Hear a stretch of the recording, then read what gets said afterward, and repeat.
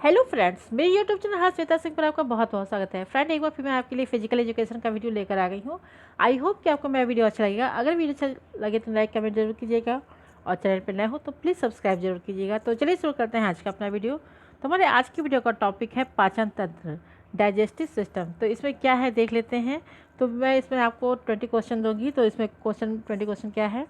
तो first question है, मानव शरीर में मुख्य लार, यहाँ पे लार हो जाएगा, ठीक है। मानव शरीर में मुख्य लार ग्रंथियाँ कितनी हैं? मानव शरीर में मुख्य लार ग्रंथियाँ कितनी हैं? तो इसका आंसर हो जाएगा 6। मानव शरीर में 6 लार ग्रंथियाँ हैं। नेक्स्ट है क्वेश्चन नंबर 2, किस पोषक के समूह की कमी से त्वचा प्रभावित होती है? किस पोषक के समूह की कमी से त्वचा प्रभावित होती है? तो इसका आंसर है राइबोफ्लाविन, नियासिन, पैराडॉक्सिन और पेंटाथेनिक और अम्ल।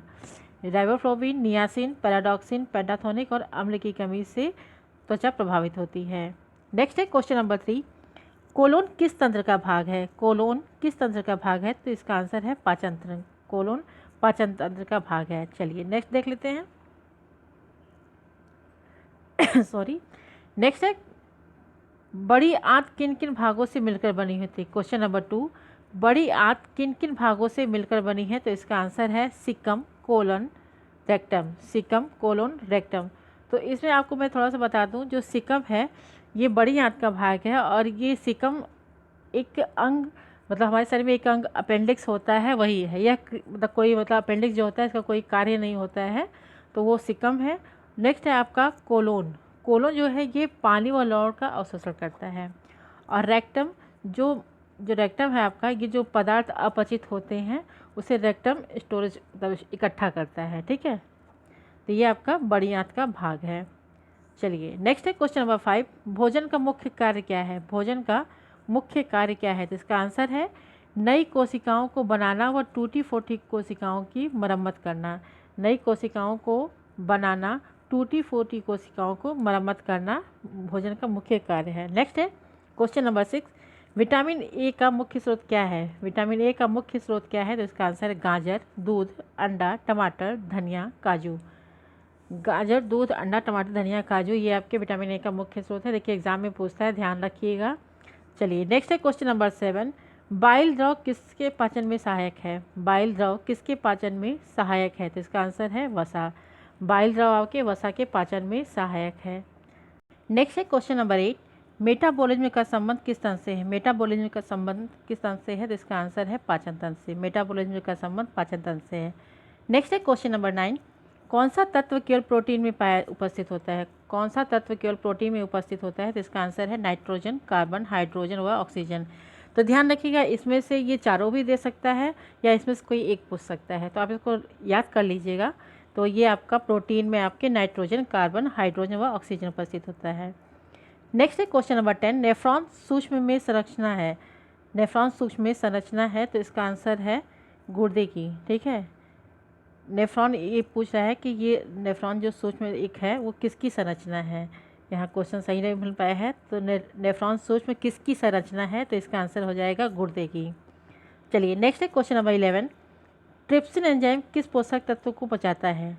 ट्रिप्सिन एंजाइम किस पोषक तत्व को पचाता है? तो इसका आंसर है प्रोटीन। ट्रिप्सिन आपका पोषक प्रोटीन को पचाता है। चलिए नेक्स्ट देख लेते हैं। नेक्स्ट है क्वेश्चन नंबर 12, एंटीबायोटिक हार्मोन किसे कहते हैं? Antibiotic hormone anti diabetic hormone किसे कहते हैं? एंटी डायबिटिक हार्मोन किसे कहते हैं? तो इसका आंसर है इंसुलिन को। इंसुलिन को एंटी डायबिटिक हार्मोन कहते हैं। नेक्स्ट है क्वेश्चन नंबर 13, कौन सा विटामिन पानी में घुलनशील है? कौन सा विटामिन पानी में घुलनशील है? तो ये आपका बी और सी।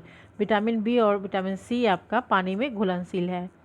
क्वेश्चन पूछता है, इंपॉर्टेंट है, ध्यान रखिएगा। चलिए नेक्स्ट है क्वेश्चन नंबर 14, शरीर में दूध अंदर जाते ही किस एंजाइम की वजह से फट जाता है? शरीर में दूध अंदर जाते किस एंजाइम की वजह से फट जाता है? तो इसका आंसर है रेनिन। नेक्स्ट है क्वेश्चन नंबर 15, इंसुलिन किसके द्वारा स्रावित होता है? इंसुलिन किसके द्वारा स्रावित होता है? तो इसका आंसर है पैंक्रियाज, ठीक है।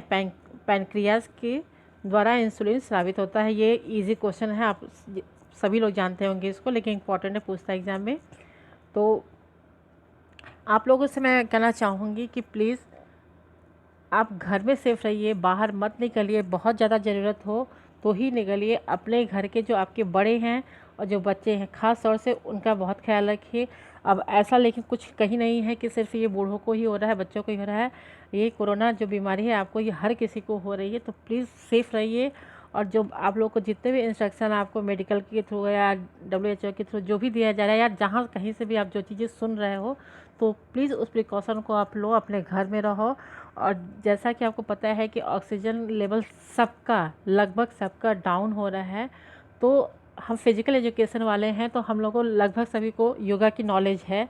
तो अपने घर में अपने आसपास के लोगों को थोड़ा सा जागरूक कीजिए, फ़ोन के थ्रू चाहे जैसे भी। और अपनी फैमिली में तो ख़ास तौर से ध्यान रखिए कि वो आप आधा घंटा 1 घंटा डेली आप योगा कीजिए। और उसमें प्राणायाम जो है आपका सबसे ज़्यादा ज़रूरी है। तो प्लीज़ प्राणायाम कीजिए। अनुलोम विलोम हुआ, भस्त्रिका हुआ, कपालभाति हुआ, जितने भी भ्रामरी प्राणायाम जितने भी हैं वो सारे कीजिए। उसमें आपका जो पश्चिमोत्तान आसन है उसको आप ज़रूर कीजिए।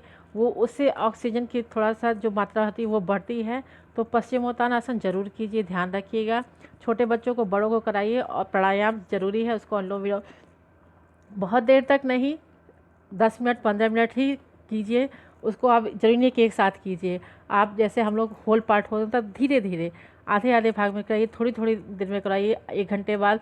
ज़रूरी नहीं है कि हम खाली पेट ही करें उसको, ठीक है। मतलब कि सुबह उठे तभी किया, ऐसा नहीं है। आपको जब लगे आपके खाना 2 घंटे 3 घंटे पहले आपने खाया नहीं है कुछ, तो आप आराम से भी कहीं भी बैठ के आप अनुलोम विलोम कर सकते हो। उससे ऑक्सीजन हमारे अंदर ज़्यादा जाएगा। तो सबसे ज़्यादा ज़रूरी इसमें ऑक्सीजन है। तो हम फिजिकल एजुकेशन वाले हैं, तो प्लीज़ इसका ध्यान रखो और अपने आप को कम से कम अपने आसपास के लोगों को जागरूक करो। हम एक एक लोग ही सुधरेंगे तभी थोड़ा सा हो जाएगा, नहीं तो बहुत दिक्कत हो रही है। टीवी में देख के चीज़ों को मन एकदम उदास हो जा रहा है। और ये चूँकि नॉर्मल सीज़न है, सर्दी जुकाम तो सबको हो रहा है, उसमें कहीं ना कहीं ये डर बन गया है कहीं हमें तो कोरोना नहीं है। तो प्लीज़, कोरोना है नहीं है उसको छोड़ दीजिए, हमको सेफ़ रहना है। हम अपनी तरफ से सतर्क रहें। तो इसका ख्याल रखिए और अच्छे से रहिए अपने घर में आप। चलिए नेक्स्ट देख लेते हैं। क्वेश्चन नंबर 16, वसा शरीर में किस रूप में संचित रहता है। वसा शरीर में किस रूप में संचित रहता है। तो इसका आंसर है ग्लिसरॉल और फैटी एसिड के रूप में। ग्लिसरॉल या फैटी एसिड के रूप में वसा शरीर में संचित रहता है।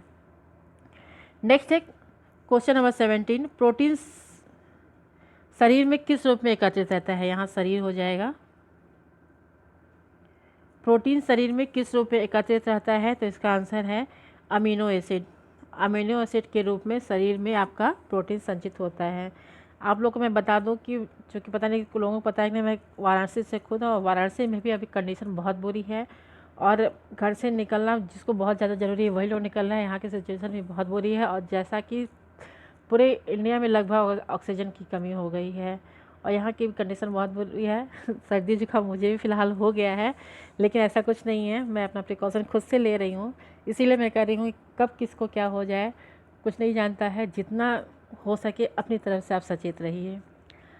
चलिए नेक्स्ट है question number 18, store house of carbohydrate किसे कहते हैं। स्टोर हाउस ऑफ कार्बोहाइड्रेट किसे कहते हैं। तो इसका आंसर है यकृत। नेक्स्ट है क्वेश्चन नंबर 19, मानव शरीर में भोजन सबसे पहले कहाँ पचता है। मानव शरीर में सबसे पहले भोजन कहाँ पचता है। तो इसका आंसर है मुंह में। मानव शरीर में भोजन पचने की शुरुआत जो होती है वो आपकी मुंह से होती है। जैसे कि आप लोगों को पता है कि आपका जो रेस्पिरेटरी श्वसन क्रिया जो होती है वो भी हमारे मुंह नाक से शुरू हो जाती है, उसी तरह ये हमारे मुंह से शुरू हो जाता है पाचन क्रिया। और आप लोग से एक क्वेश्चन मैं पूछना चाहूँगी कि आप लोग को ये पाचन तंत्र का वीडियो अच्छा लग रहा है तो इसको मैं और आगे बनाऊंगी। मैं इसको सोच रही थी, जैसे मैंने रेस्पिरेटरी सिस्टम का मैंने डिटेल में समझाया था, मैंने सोचा पहले मैं वैसे आपको इसको अच्छे से समझा दूँ तब मैं शॉर्ट 1 लाइन में क्वेश्चन आंसर दूँ। तो लेकिन मुझे लगा कि आप लोग को उतना वो ज़्यादा नहीं समझ अच्छा लगता है, नहीं मतलब आप उतना टाइम नहीं देना चाहते उसको, तो इसीलिए 1 लाइनर आपको पसंद है। अगर आप मुझे कमेंट करोगे तो मैं इस पर डिटेल में भी वीडियो बना सकती हूँ। तो अगर आप चाहते हो कि मैं इस पाचन तंत्र पर डिटेल वीडियो बनाऊँ तो आप एक नीचे कमेंट कर देना। चलिए नेक्स्ट देख लेते हैं क्वेश्चन नंबर 20, विलाई किस तंत्र का भाग है। विलाई किस तंत्र का भाग है। तो इसका आंसर है पाचन तंत्र। विलाई आपका पाचन तंत्र का भाग है। ये आपका छोटी आंत से संबंधित है, ये छोटी आंत के में पार्ट में आता है। चलिए नेक्स्ट है ये हमारा 20 क्वेश्चन हो गया पाचन तंत्र का। और हमारे आज की वीडियो का प्रश्न है, छोटी आंत का वह भाग जो पेट के तुरंत बाद शुरू होता है। छोटी आंत का वह भाग जो पेट के तुरंत बाद शुरू होता है उसको क्या कहते हैं? तो इसका आंसर अपने कमेंट्स बॉक्स में ज़रूर दीजिएगा और वीडियो अच्छा लगे तो लाइक कमेंट जरूर कीजिएगा। चैनल पर नए हो तो प्लीज़ सब्सक्राइब जरूर कीजिएगा।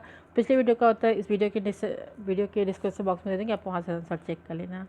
Okay, thank you so much and all the best.